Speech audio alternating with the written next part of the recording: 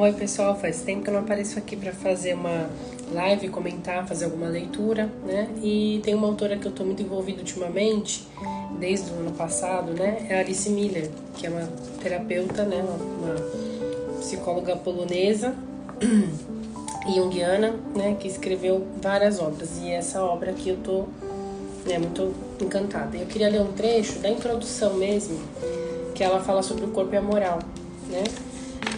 Pra gente ir abrindo, né, novas reflexões aqui também, né? Então, ela diz assim: não é raro que o corpo reaja com doenças ao constante descaso quanto às funções vitais. Dentre essas funções está a fidelidade para com a nossa verdadeira história. Assim, nesse livro, trata-se principalmente do conflito entre aquilo que sentimos e sabemos, porque o nosso corpo registrou, e aquilo que gostaríamos de sentir para satisfazer as normas morais, que muito cedo interiorizamos. Fica evidente que, dentre outras, uma norma bastante definida e geralmente reconhecida, qual seja o quarto mandamento, impede-nos de admitir os nossos verdadeiros sentimentos, e que pagamos esse compromisso com enfermidades físicas. Este livro traz muitos exemplos dessa tese, sem contar histórias de vidas inteiras, mas concentrando-se na questão da relação com os pais que um dia maltrataram. Minha experiência ensinou-me que o meu próprio corpo é a fonte de todas as informações vitais que me abriram uma porta para uma maior autonomia e autoconsciência. Foi somente quando consegui admitir e sentir as emoções nele encerradas durante muito tempo que me tornei cada vez mais livre do meu passado. Sentimentos genuínos não se deixam constranger. Eles existem e têm sempre uma razão, ainda que esta muitas vezes nos fique dissimulada. Não posso me obrigar a amar ou mesmo honrar os meus pais quando meu corpo nega-me isso por razões que lhes são bem conhecidas.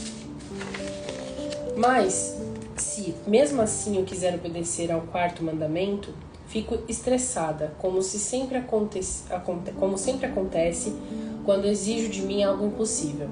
Sofri com esse estresse praticamente durante toda a minha vida. Tentava imaginar bons sentimentos e ignorar os maus, para ficar em harmonia com a moral e com o sistema de valores que eu aceitava.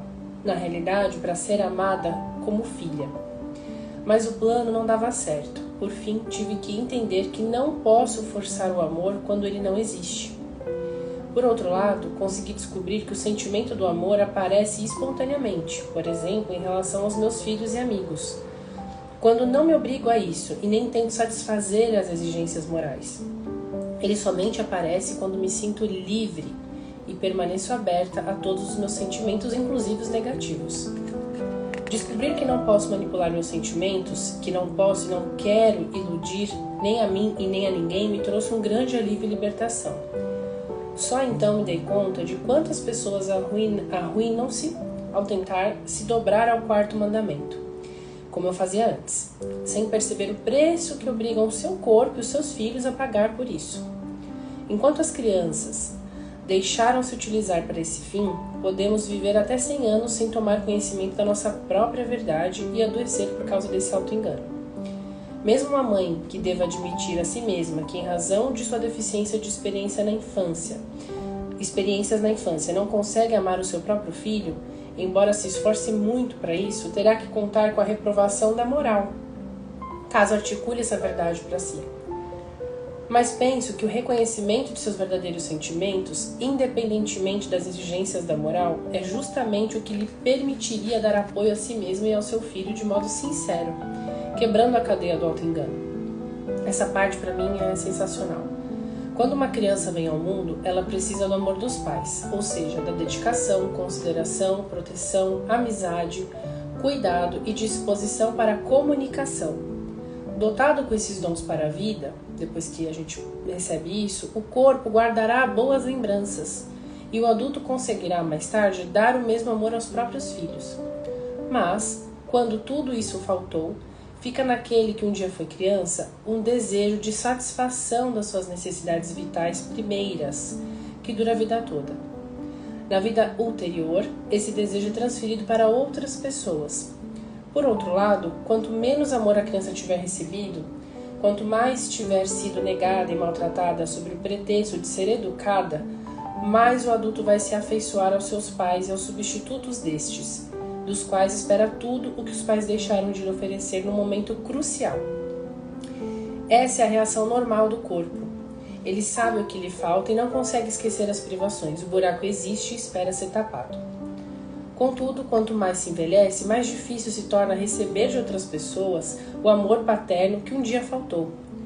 Mas as expectativas não são abandonadas com o envelhecer, muito pelo contrário.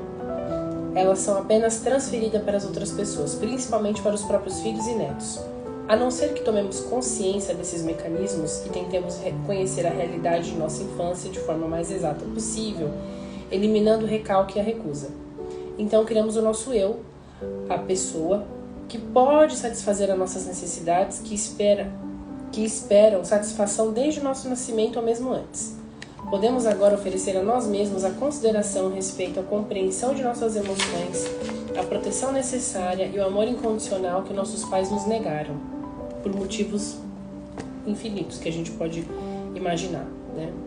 Não necessariamente por maldade, crueldade, perversidade, como às vezes a gente vê por aí, mas porque eles também muitas vezes não receberam.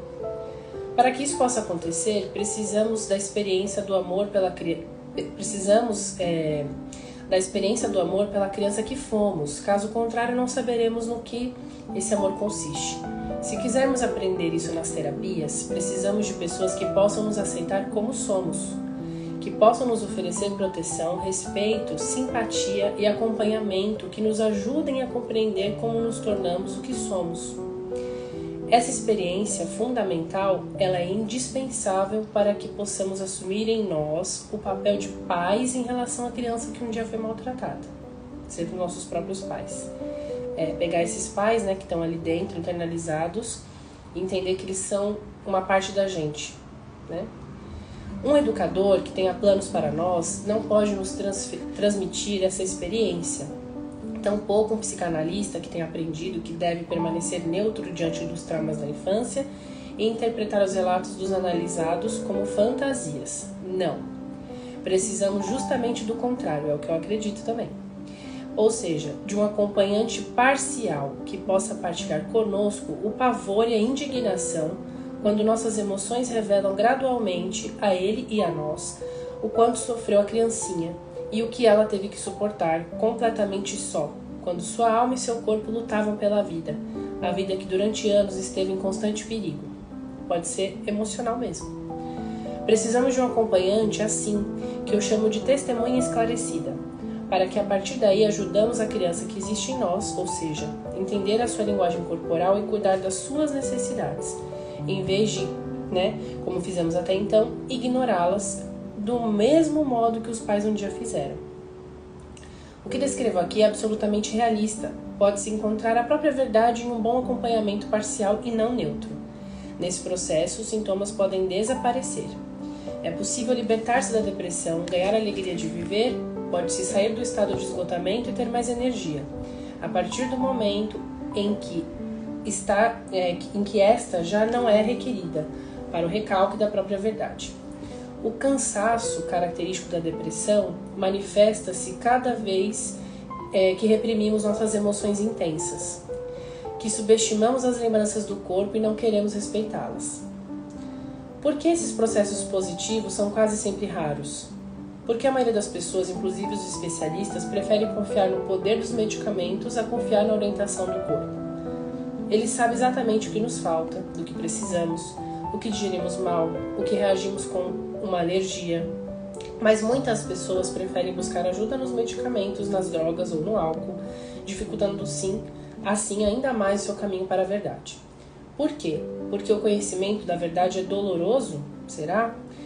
Isso não se pode negar, mas essas dores são passageiras e suportáveis quando se tem um bom acompanhamento, alguém que suporte junto com a gente.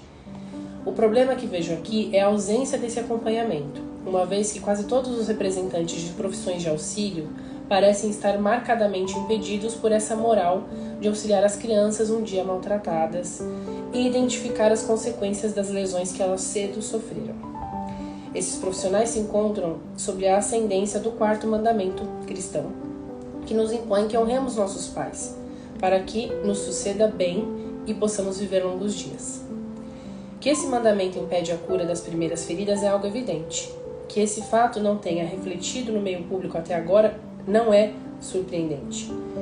O alcance e a força desse mandamento são imensuráveis, já que ele é alimentado pelo vínculo natural da criancinha com seus pais. Nem mesmo os filósofos e escritores ousaram alguma vez atacar esse mandamento.